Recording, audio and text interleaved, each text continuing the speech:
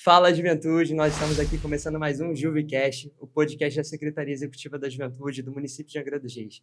E antes, Júlia, de você anunciar o nosso querido convidado, queria estar falando um pouquinho mais do mês da juventude, né? Que a gente, hoje, dia 7 de agosto de 2026, nós estamos iniciando aqui, a Secretaria Executiva da Juventude está iniciando aqui o mês a programação toda do mês da juventude, através da pessoa do secretário Maicon e toda a equipe dele aqui da Secretaria, né? Nós vamos ter esse final de semana com shows, né? Mas o mês da juventude e a programação vai muito além disso, né? Nós vamos ter a juventude nos bairros, nós vamos ter a juventude aqui dentro da Casa da Juventude, com mais oficinas, com mais cursos de capacitação, com mais cursos profissionalizantes do que nós já temos aqui. Então, podem guardar que não é só esse final de semana de shows e vem muita novidade aí para vocês.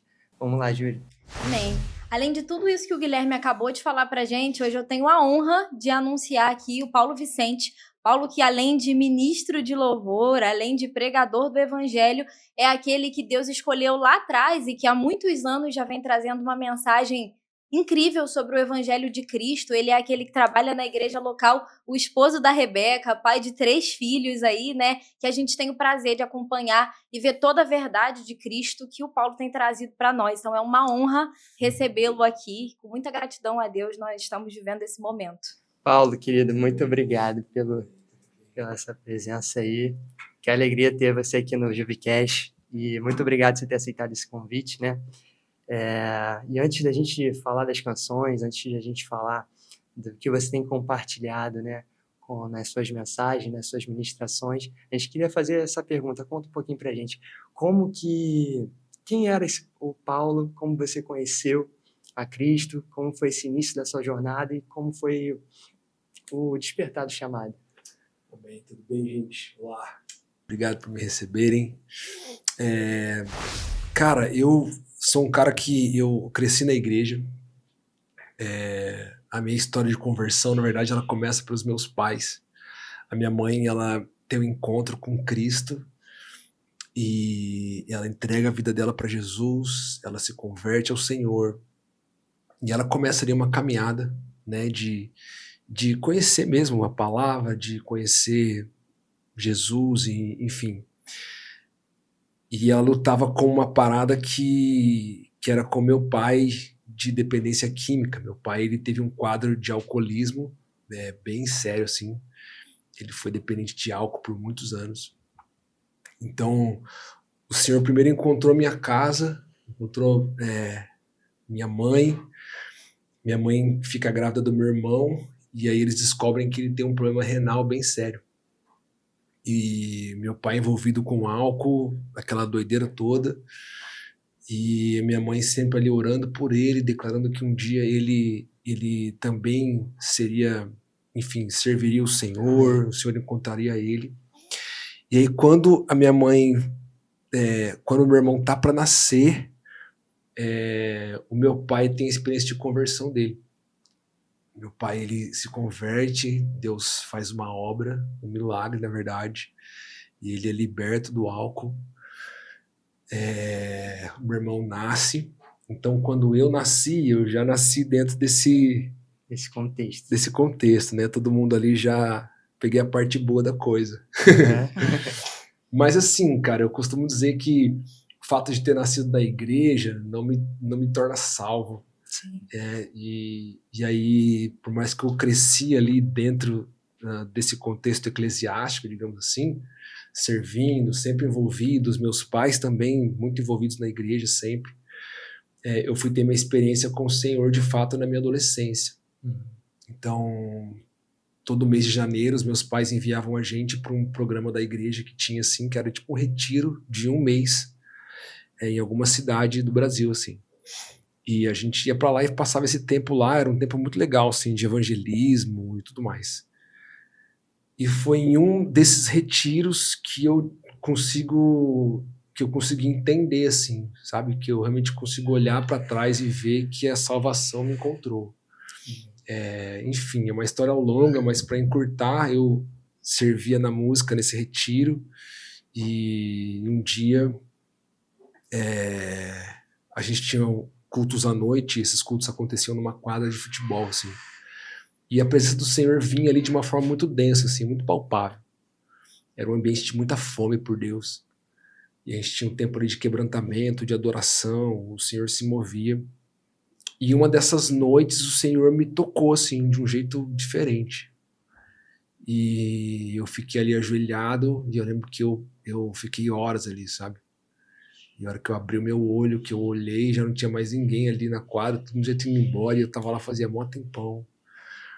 E nesse tempo ali que eu fiquei na quadra ali de joelhos e chorando, quebrantado aos pés de Jesus, foi quando eu comecei a entender, assim, a minha condição de pecador, de que o amor de Deus estava me encontrando, e o Senhor, né, a partir dali eu precisava tomar uma decisão. Então isso foi, cara, vou dizer aí, acho que 15, 16 anos, acredito eu, 14, não sei. Mas é isso. Aí de lá pra cá, eu acho que eu comecei a entender mais, assim, sabe? O que é ter um relacionamento com Cristo. Sim. E ainda tô, na verdade, né? Amém. A gente tá em construção, né? Mas, querido, teve alguma estação que lá, hoje, você olhando e contando isso, teve alguma estação que você passou, né, que era difícil para você entender naquela época, mas hoje, à luz do que Deus está fazendo na sua vida, que Ele tem construído no seu caráter, tudo que você tem passado, assim, você vê que faz total sentido você ter passado aquela estação? Cara, eu creio que sim, assim. Acho que na nossa jornada de fé e relacionamento com Cristo, acho que a gente precisa lembrar qual é o desejo do coração de Deus. Sim. E a palavra de Deus fala que é o desejo de Deus formar Cristo em nós. Amém. E eu gosto de pensar nessa ideia de que é como se Cristo fosse uma forma, tipo uma forma de bolo mesmo, e a gente fosse outra, e não encaixa às vezes. Né? E a gente não entra. E é um processo que a gente começa a viver, de conhecer a Deus e do Senhor também revelar verdades do nosso coração, e a gente mergulhar na palavra e pela palavra conhecer mais de Cristo, e a gente vai ganhando forma, né? Ou melhor, Cristo vai ganhando forma em nós. Então hoje eu consigo olhar assim para trás e ver estações assim que o zelo de Deus me tocou, assim. Amém. Porque acho que esse é um ponto importante das estações. Eu entendi na sua pergunta que você está falando de estações difíceis, né? Sim. Tempos desafiadores. Como você fala mesmo do deserto, muitas pessoas vêm achando que o deserto é, às vezes, um certo castigo proposto por Deus, mas não. É um deserto estilo de vida, né? Escura, né? Então... cara, eu acho que a gente, na minha leitura, assim, é possível ter uma leitura sobre o que é deserto, ou um tempo de deserto, diferente. Sim. Na verdade, à luz das Escrituras. Quando a gente olha, por exemplo, lá atrás, do povo de Israel, quando o Senhor chama o povo para o deserto, a palavra vai dizer que o Senhor convoca o povo e ele diz: eu quero que vocês vão para lá, para que a gente possa celebrar uma festa. Então, é engraçado como hoje a gente associa esse tempo de deserto a um tempo ruim. Sim. Sendo que na Escritura, o que Deus estava dizendo é: eu quero ir para um lugar e eu quero estar com vocês. Amém.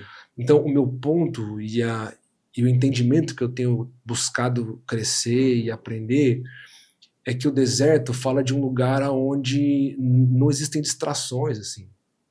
Acho que esse é o problema, pelo menos comigo, assim. Muitas vezes eu percebo que na jornada com Cristo eu vou me distraindo e eu começo a olhar para outras coisas e o Senhor precisa me posicionar num lugar onde o meu coração ele vai destronar, sabe, essas coisas, onde o Senhor vai de fato ocupar o centro da minha vida. Amém. E aí eu não tenho mais olhares para outras coisas. Então eu entendo que o deserto fala muito sobre isso. Amém. Paulo, eu acho interessante assim, na sua vida, naquilo que você compartilha de Cristo, né? Que por muitas vezes eu observo que você é alguém que anda na contramão do que hoje muitas vezes o evangelho tem se tornado. Essa coisa de muitos shows, de muita distração, de muitas, né? Muito palco mesmo. E você tem pregado um evangelho completamente diferente disso, que é: eu quero morrer e diminuir, e eu quero que Cristo sobressaia em mim. Porque não é fácil cantar, é Ele, por Ele que eu estou gastando a minha vida, tudo que eu tenho é teu, minha casa, meu dinheiro, meu destino por inteiro. Isso não é fácil. Mas em que momento da sua vida você entendeu que mesmo isso sendo levado muitas vezes como talento, em que momento você entendeu que isso não era uma vocação, mas sim que era um chamado? Cara, é um desafio, né? Pra ser sincero, sendo bem vulnerável, assim. Pra mim, hoje, tá aqui, por exemplo, ministrando, aonde a gente vai estar daqui a pouco ali, na praça ali, é um desafio enorme. Sim. Não é um ambiente onde eu me sinta, onde eu me sinto confortável, assim. Tô sendo muito transparente com Sim, vocês. claro. Mas eu tenho entendido esse comissionamento do Senhor, de estar nesses lugares e levando uma mensagem que Ele tem confiado a mim, e à minha Amém. casa, aos meus amigos, aos meninos que estão ali tocando comigo e a outras pessoas que nem estão aqui, mas que eu conheço que também têm buscado viver isso. Então, amiga, eu entendo que chega um momento da nossa jornada com Jesus que você é aquilo, né? O reino de Deus, ele vem para alcançar o nosso coração em primeiro lugar. Amém. Então, isso começa a ditar o ritmo da nossa vida. Isso começa a estabelecer um trilho, né? Então, houve um tempo onde eu tinha outros planos para minha vida. Houve um tempo onde eu tinha outros desejos, outras ambições. Mas o evangelho foi ganhando meu coração de uma tal forma, eu fui perdendo para esse evangelho, e é aquilo que a própria palavra diz, que as coisas elas começam a perder valor, né? Sim. Então Paulo diz isso, Sim. né? Em Filipenses ele fala, eu considero tudo como perda, se Amém. comparado à glória de conhecer a Cristo. Amém. Então,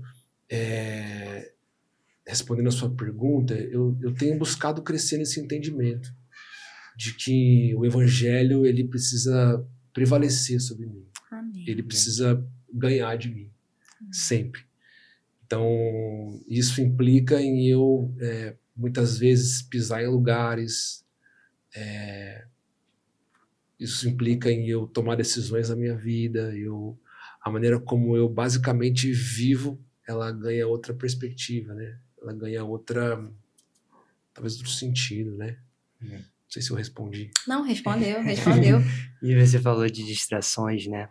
A gente vê nas suas publicações, por volta daquela época de 2024 ali, você se remove, né, de certas coisas, se abdica de certas coisas, né, para viver algo no Senhor, né? Você já anunciou isso e fala que essas coisas nem são erradas, mas elas te distraem, o que o Senhor fala, né? Queria que você desse como fazer isso praticamente, assim, se desse dicas práticas para a juventude que está nos acompanhando aqui. Queria que você falasse. Legal. Cara, quando eu olho para a palavra, eu gosto muito da ideia que o Salmo traz quando Davi diz, sonda o meu interior. Nós, cristãos, a gente precisa, ou pelo menos eu preciso, frequentemente estar nesse lugar de sondar o meu coração, sondar o meu interior. A Bíblia vai dizer para nós que o nosso coração ele é mau. Ele não só é mau, mas ele se inclina para o que é ruim. Então, se a gente parar para pensar, isso é péssimo. Então, assim, é como se não é só uma questão de querer o que é mal. É como se tivesse um imã, uma coisa que me puxa, me leva. E, cara, eu ouso dizer para você que um dos nossos maiores desafios, talvez para nossa juventude, não é somente você vencer o pecado pela capacitação do Espírito Santo. A gente tem também um desafio que corre em paralelo a isso, que é o desafio de manter os nossos olhos, o nosso coração, o nosso interior voltado para o Senhor. Não é à toa que a gente é a geração mais informada que já existiu, com mais conteúdos sendo liberados diariamente, frequentemente. Então, meu ponto a gente é bombardeado por isso, a todo momento, toda hora.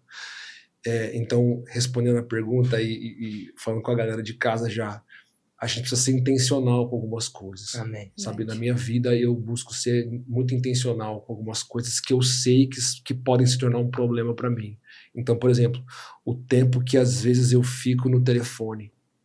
É o que você disse. E eu nem tô pecando, vendo coisas ruins ou imorais, mas eu estou, de alguma forma, aplicando o meu tempo. É interessante que, de alguma forma, isso está muito associado à ideia de adoração.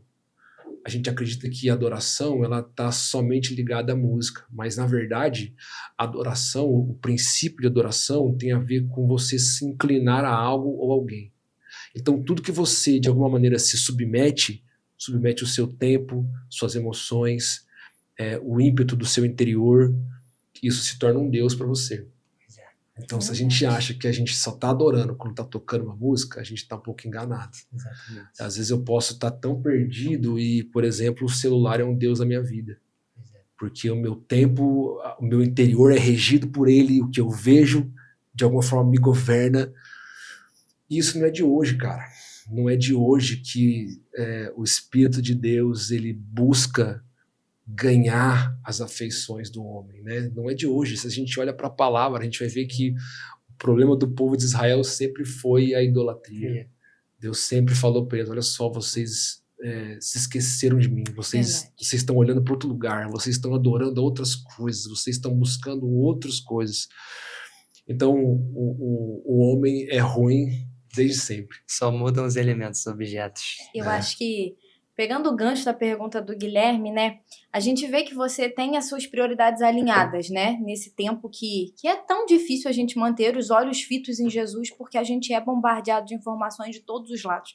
E a gente percebe que tem uma versão, né, do Paulo, a principal, que primeiro é discípulo de Jesus, e que entendeu isso, que eu sou falho, eu sou pecador, eu não sou nada, eu dependo dele, mas que existe um lado de prioridade do que realmente é importante, né? Como a gente vê a sua relação com a igreja local, com a família. Como que você faz para priorizar isso? Porque hoje você é pai de 3 filhos, né? Tem a sua esposa, tem a sua igreja local. Como que isso funciona para você em paralelo com esse ministério que tem expandido e tem ido para diversos lugares?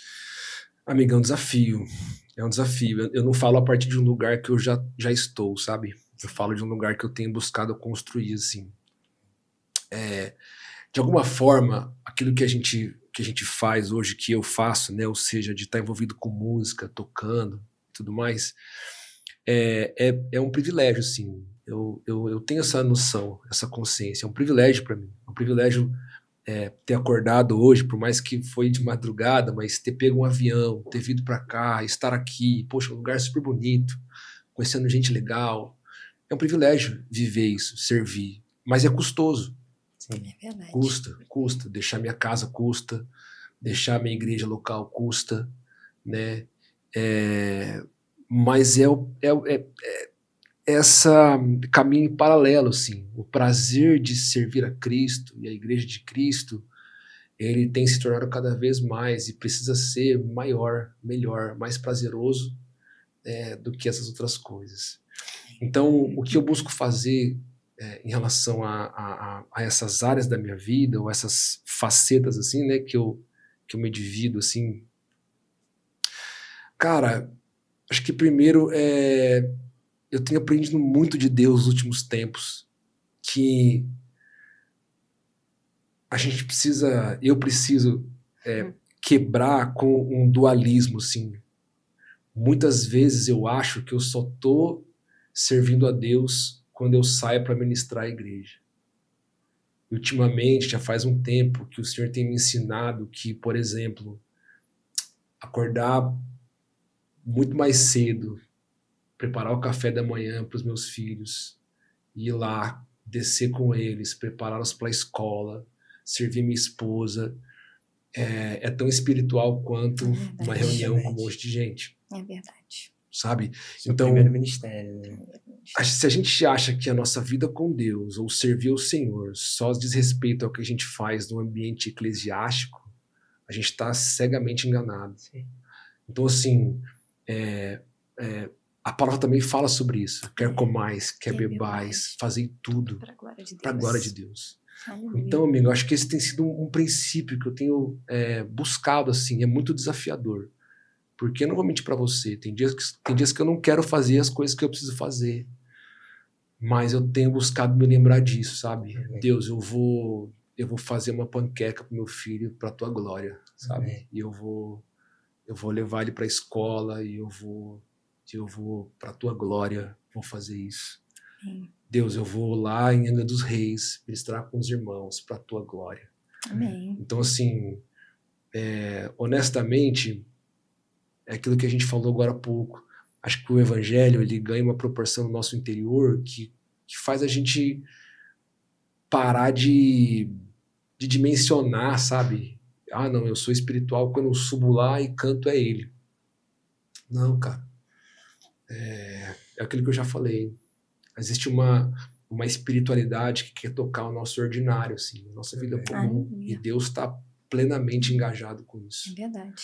Sabe? Acho que a gente vai ser uma tragédia, assim, se a gente for uma igreja que tem ajuntamentos incríveis, mas que a gente não tem a glória de Deus nos nossos lares, assim. A gente não pode sabe inverter as prioridades, né? Não, amiga. Então, assim, a minha casa hoje, de fato, ela é uma prioridade para mim.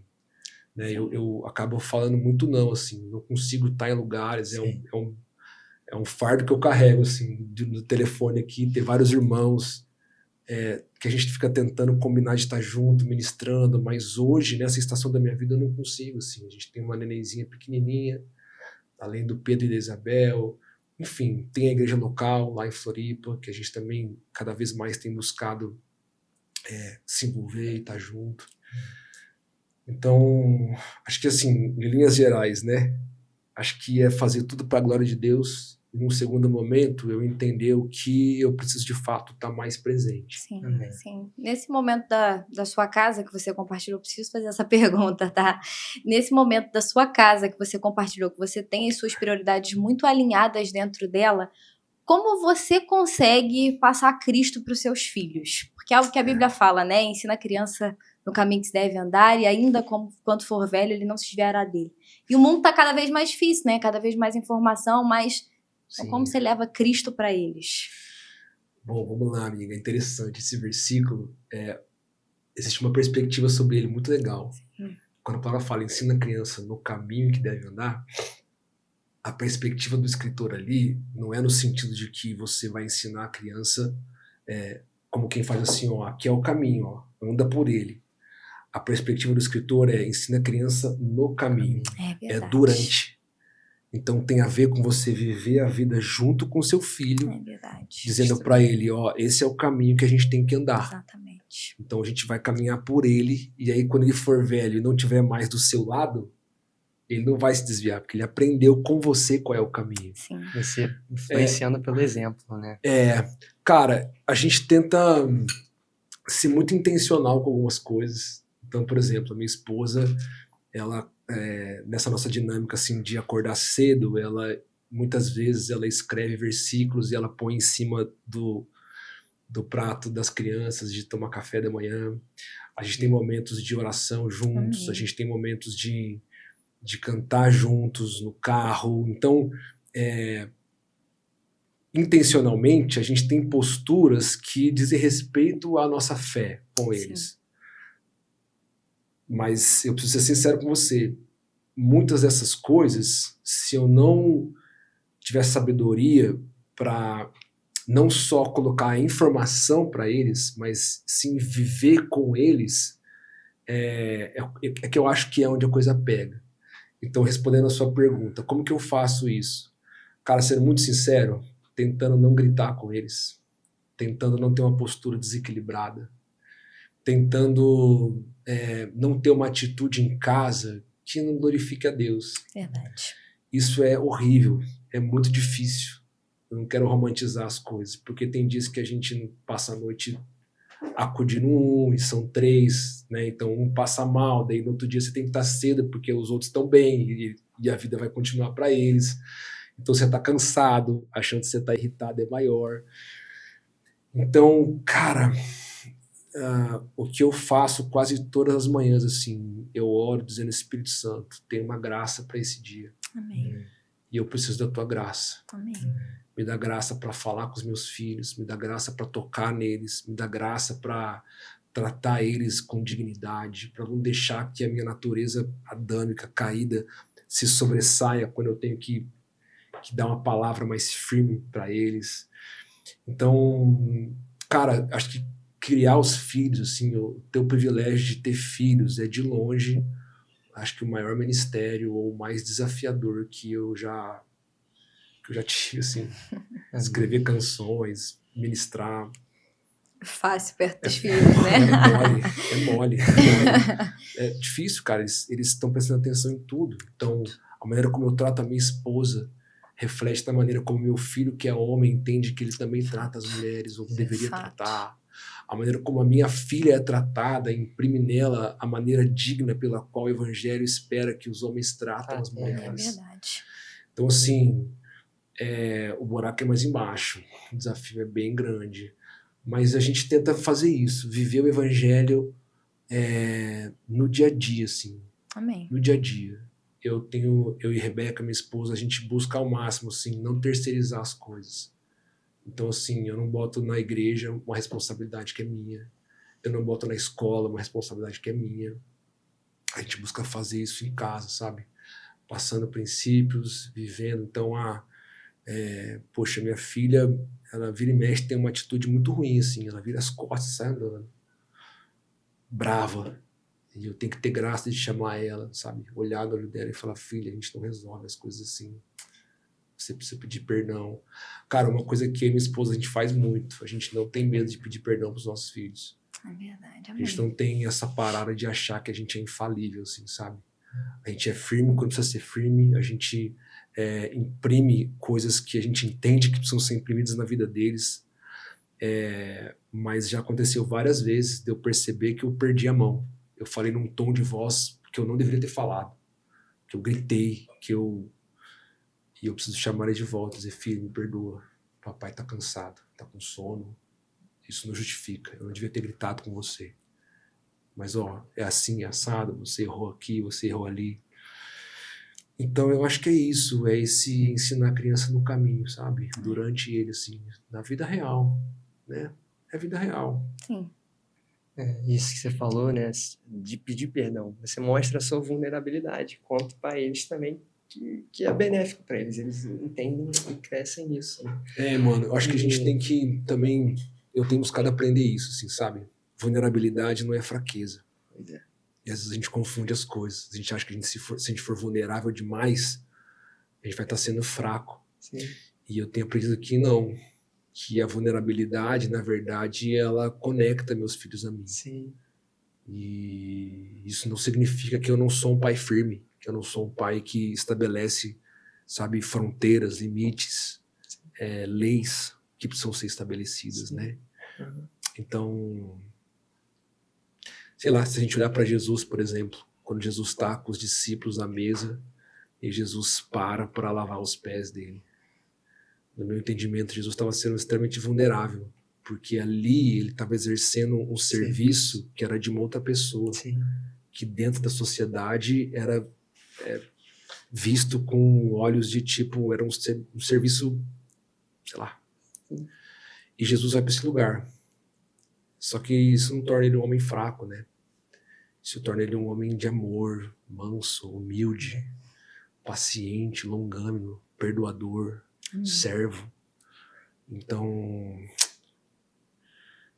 acho que é isso. É isso. O desafio é grande. A gente falou de igreja local, agora a gente falou de família, né? Você também falou um pouco sobre legado, né? O que você quer deixar para os seus filhos, né? Agora a gente está no mês da juventude, né? E a gente observa, a gente preza pela unidade das igrejas, né? E o que você acha que uma juventude que leva uma vida centrada em Cristo, e aproveitando o gancho também do que você falou do ordinário, né? Como a gente pode impactar uma sociedade, por exemplo, os jovens daqui de Angra, o que eles podem fazer para impactar a nossa cidade? Cara, vivendo Jesus na vida que você vive, sacou? Não tem... Acho que isso passa pelo entendimento da gente olhar para a nossa vida e é uma oração que eu acho que a nossa geração, ou pelo menos eu fiz várias vezes. Deus, me usa. Deus, o que você quer de mim? Deus, qual que é o meu chamado?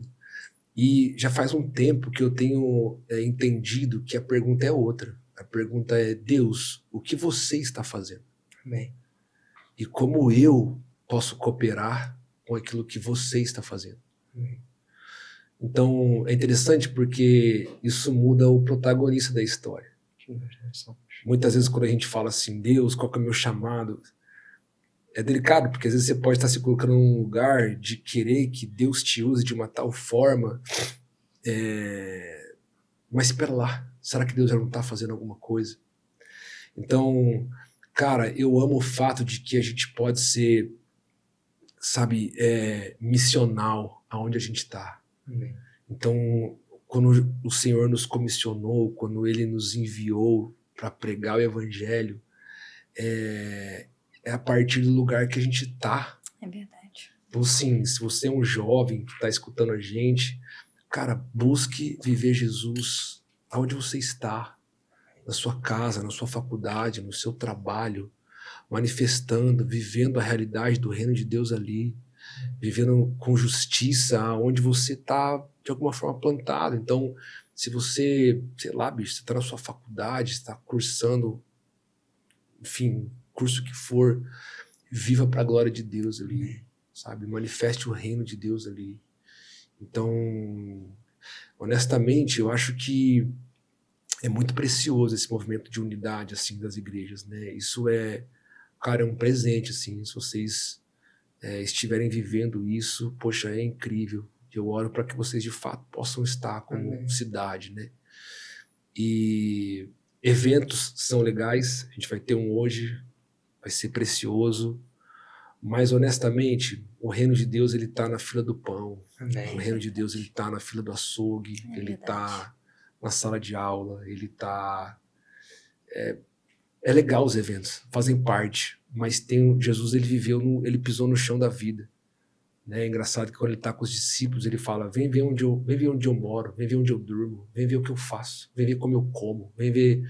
Então, o convite de Jesus para os discípulos não era tipo assim, vamos lá e vamos organizar a conferência do Jesus Cristo em Jerusalém, Não existe. em Nazaré.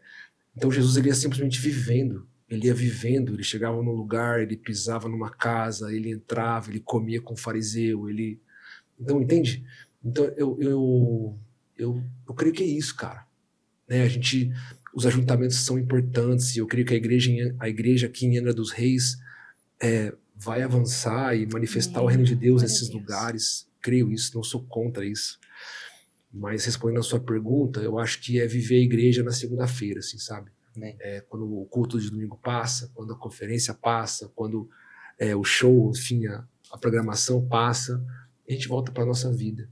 É manifestar Cristo ali. Amém. Amém. Paulo, a gente teve esse tempo precioso de conversar com você, né? E foi maravilhoso ouvir você compartilhar tudo que Deus tem feito na sua vida, no seu ministério. E eu vou pedir para a gente finalizar, se você puder deixar um recado para a juventude, algum conselho, algo do Senhor, né? Que o Senhor tenha plantado no seu coração para esses jovens. Amém. Mais uma vez, obrigado por me receberem. Te agradecemos. Uma alegria estar aqui. Meu conselho para você é busque conhecer Jesus. Sabe, Amém. a vida eterna é conhecer a Cristo. A proposta de Deus para nós é essa. Deus não nos chamou para a gente simplesmente fazer coisas para Ele. Deus quer se revelar a nós. Deus quer gerar em nós fome e sede por Ele. Isso vai muito além de conferências, de coisas que a gente faz. Tem a ver com um relacionamento de intimidade.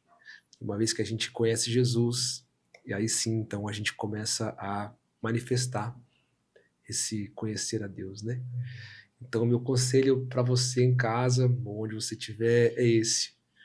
Jesus, ele é misericordioso. Ele é um Deus de amor. Verdade. E ele quer atrair o seu coração e meu coração para perto dele. Ele quer revelar mais de quem ele é para mim e para você.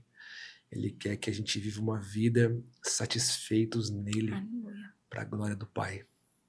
Amém. Amém. Muito obrigada, Paulo, pela sua participação. Nós agradecemos muito esse prazer de estar com você.